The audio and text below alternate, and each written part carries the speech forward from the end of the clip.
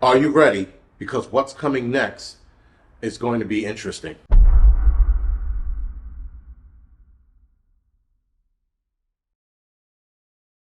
All right, guys. So we are all hearing the continuing talk or continuous talk of sleeper cells, right? The FBI and everybody keeps warning us about sleeper cells and how they're going to be activated soon. What is Iran waiting for? All right. But now we have an even worse story developing. I think this is by far the dumbest thing in the world, but nonetheless, people are believing it. I guess because they have small brains and they can't comprehend the fact that the government is lying to us, but whatever. The fact that the FBI formed their mouths to say that there are, or an Iranian ship off the coast of California ready to fly drones into California and destroy California, or at the very least damage California, excuse me. And I'm thinking to myself, at what point in time did an Iranian ship cross the Pacific without being seen by anyone, get close enough to international waters off the shore of California to then launch drones into California and then sit there and say that this could happen or that this will happen, excuse me, and that's it? No one's going to attack this ship because it's in international waters? Please, we went over to Iran. We started lobbing missiles at them. So now you draw the line because they're in international waters? Like, it doesn't make sense, and that's the worst lie in the world. The problem with that lie is that people are believing it. That's the more bizarre nonsense right now, because I'm like, wait a second. Nothing's being done. There's no submarine that caught them coming across, like no radar saying, this is a battleship headed towards the United States. Let's look at it. No, let's wait till it gets off to the coast of California and then say something about it. Or not even try to stop it. Bad enough they're lighting up Iran in every way, shape, or form. They could have let this thing up too. They could have absolutely sunk it, but they didn't. So something is wrong with that story. Again, we know something's wrong with the story, but the fact that there are tiny brain idiots that believe it is even more bizarre. And some people ask me, what do you think? It's not a real thing. The sleeper cell thing, not a real thing. The sleeper cell issue, guys, is the United States doing two things. One of two things. Either A, trying to keep the American public scared so that everybody's always on edge and in fear of their lives because there might be an attack from Iran. Or that they are going to, the United States or Mossad, going to launch some kind of an attack on American soil and then blame it on Iran. Those are the two options.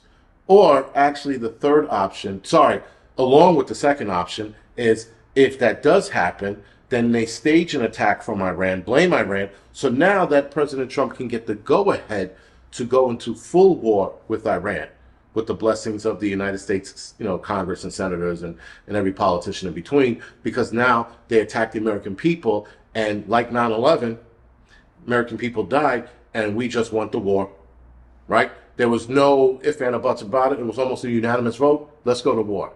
Meanwhile, bin Laden had nothing to do with it.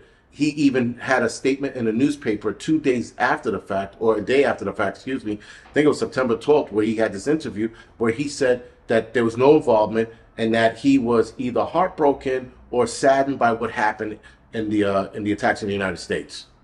So, of course, this article is online, floating around, and everybody disregarded that and just took him out to be the enemy. So, again, guys, the government lies to us at every angle they possibly can. This new fear tactic that they're using, saying that there might be a drone attack and that there might be sleeper cells activated, it's all to keep people scared. And the small brain people who can't think for themselves, they're going to be the ones that get scared. And they're going to get scared easily. This guy's just all nonsense. And the problem is, the big problem is, it doesn't matter who did it when it goes down. It really doesn't. We need to make sure we're squared away to either A, escape from the situation, or B, help out. Or A and B, run, wait till you're in a safe distance, and then start treating people as they come to you. Or stay on the outskirts of that damaged area and then help people there, right? Or if you want to strap your balls on, go back into the hot zone and help out. But that's up to you, right? So make sure you have your medical equipment ready to rock and roll. That's all I can say in regards to that, because something is absolutely coming. It's just a matter of when and how bad it's going to be. The how bad part is the more concerning part of this whole thing. Is it going to get truly outrageously body parts all over the place bad, or is this going to be a localized event in one area so that they can use that one area as their example of this is why we need to go to war?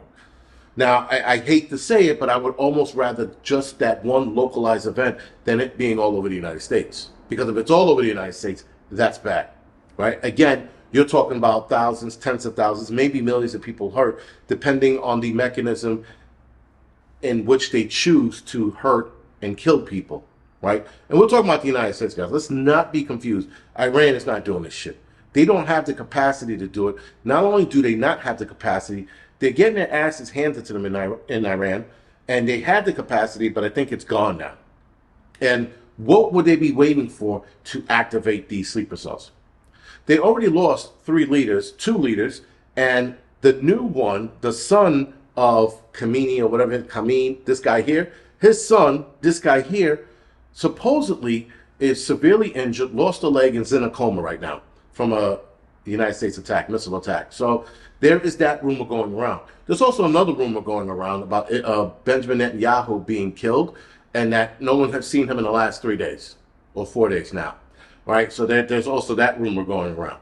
Nonetheless, there's a lot of rumors going around, but the rumors to keep the United States people scared, that's the one I'm more concerned about, because they keep talking about it, and the FBI keeps talking about it, and I'm wondering if the FBI keeps talking about it to warn those who are in the know, to let them know something's coming soon. And that if something's coming soon, that they should prepare and scare the American people at the same time, right? It's some bullshit tactic they used in World War II, where they notified people through way of newspaper and media to let them know what was going on. And I think that's what the FBI might be doing. I'm not sure.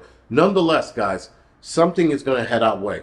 Whether it's the Iranians, highly unlikely, or Mossad or United States, when it happens, it's irrelevant. After the dust settles and everything's good to go, then we can start pointing fingers. And I'm automatically going to start pointing fingers at the United States and Israel. I'm not even going to entertain the Iranian bullshit because it's nonsense. But some shit is coming down. Now, I am going to do a video on how to carry, not how to carry, but how I pack my medical kits. And I'm going to show you the refuge medical kits again as well. And there's also some shit you can buy online, though I would be wary of those. But have your medical kits ready to rock and roll, because that's what you're going to need to help people in this initial attack. Granted, guys, if the attack is active, it is entirely up to you if you want to go into the hot zone and help out. That is up to you. I would absolutely do it, but I know a lot of people are not going to do that.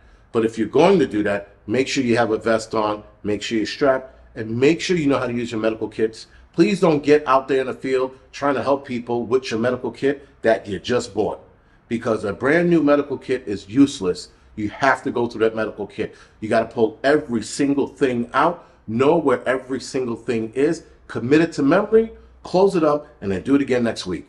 So that when you open that kit up, guys, you could reach into that kit without absolutely having to look into it. You could just pull something out. Now, granted, if there's a zipper and shit like that, that's different. But if everything's on the top, you could assess the patient and pull out what you need to pull out at the same time, minimizing the amount of help you're going to render to that person. Because everything's in seconds, especially when they're bleeding out. When a person's bleeding out, everything is in seconds. So the less you do with fumbling around and all this other bullshit, and you can pull things out and be exact to what you want to do, you could possibly save a life in seconds versus minutes of fumbling around with your bullshit. And please, do not show up to a scene with a medical kit that's still wrapped in plastic. I will kill you myself. Do not do that. That is the dumbest thing I've ever seen people do, and I have seen people do it. Don't.